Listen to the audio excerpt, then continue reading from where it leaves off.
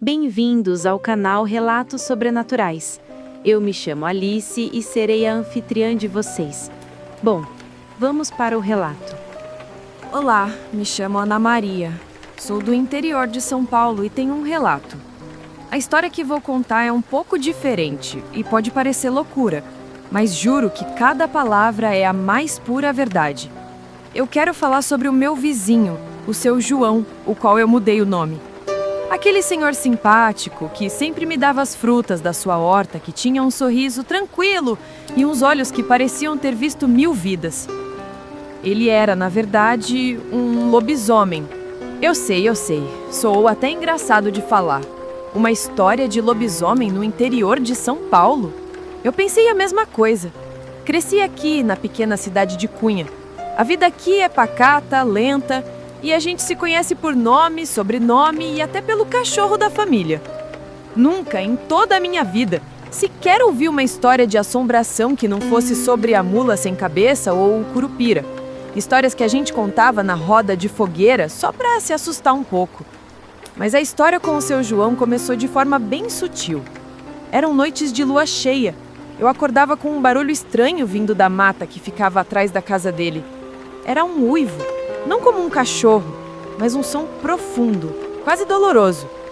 E na manhã seguinte, lá estava o seu João no portão, com a aparência exausta, os olhos vermelhos e as mãos cheias de esfolados, como se ele tivesse passado a noite inteira escalando árvores ou rolando na terra.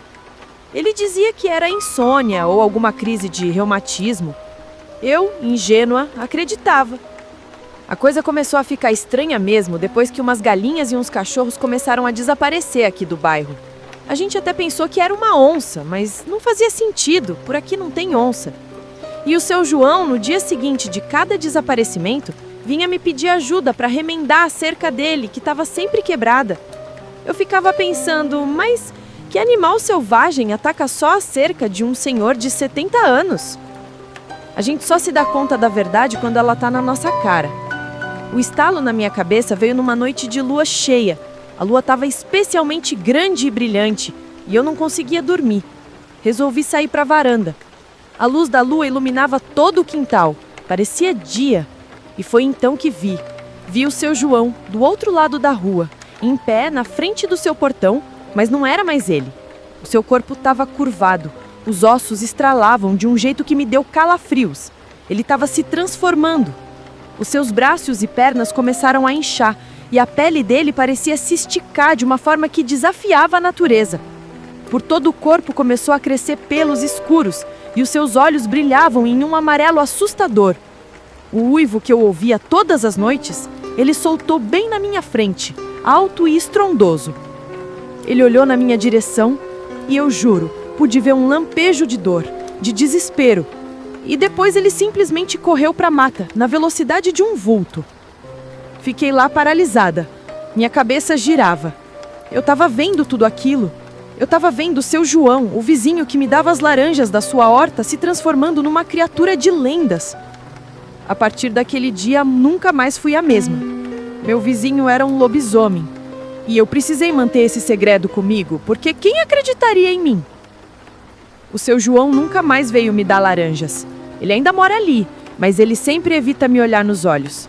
Eu sei que ele sabe que eu sei. Ele tem aquele olhar de quem carrega um fardo, de quem tem um segredo que não pode ser revelado. E o mais assustador de tudo isso é que em toda noite de lua cheia, o uivo continua ecoando na mata. E eu continuo deitada na cama, fingindo que não ouço e rezando para que ele não se esqueça de quem ele era. Minha mãe diz que os pesadelos começaram quando eu tinha uns 8 anos.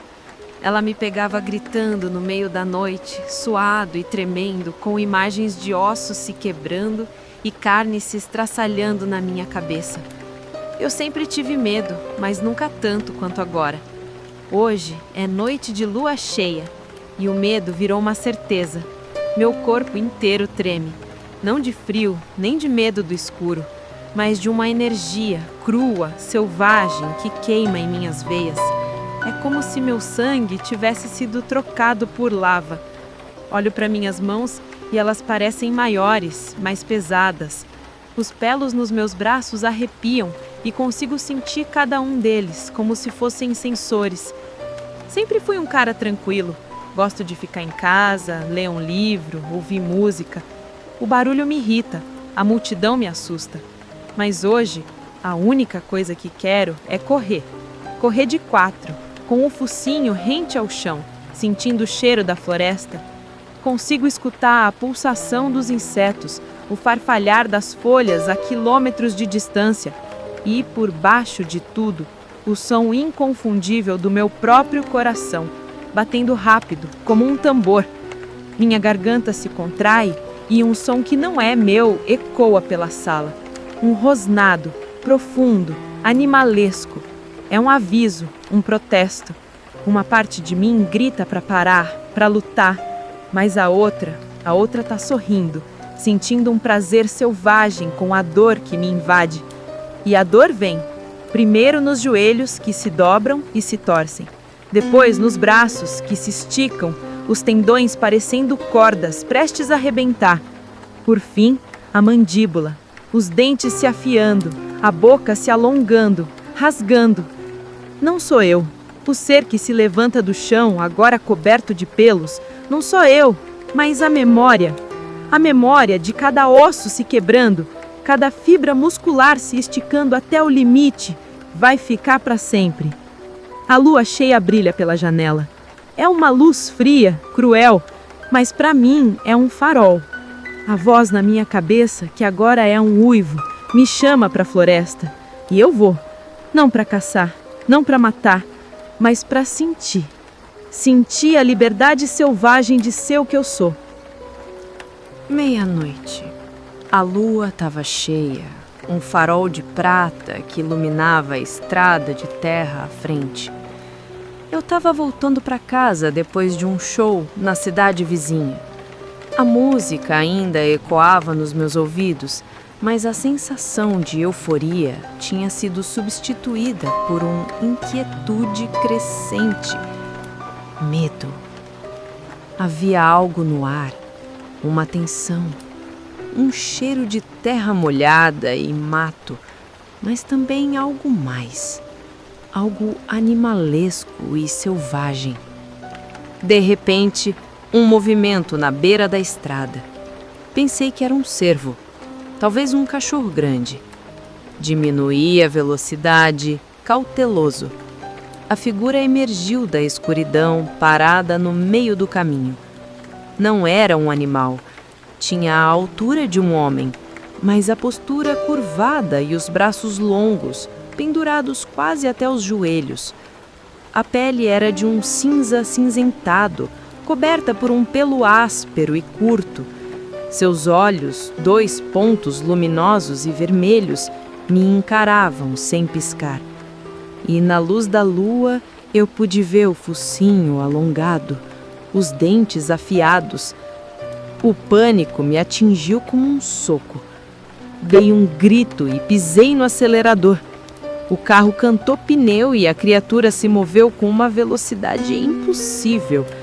Ela me seguiu, correndo de 4, os músculos das costas saltando a cada passo.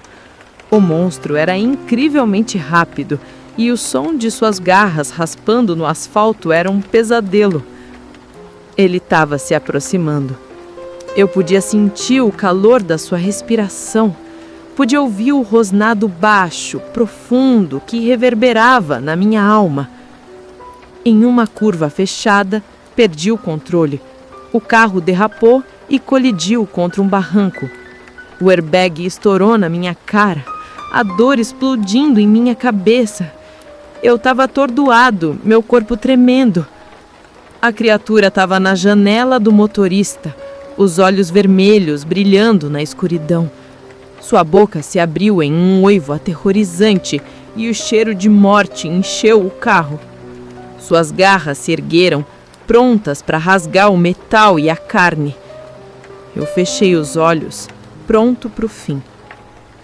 Mas de repente, ele parou. Um som agudo, quase um gemido, escapou de sua garganta. Ele se virou, a cabeça erguida, os olhos fixos em algo atrás de mim. E então, com a mesma velocidade em que apareceu, a criatura desapareceu na escuridão da floresta. Levei semanas para me recuperar do acidente. As cicatrizes do meu corpo curaram, mas as da minha alma não. A cada noite de lua cheia, meu corpo se encolhe de medo. Eu não consigo dormir. Qualquer som, qualquer sombra, me faz pensar que ele está lá fora, esperando.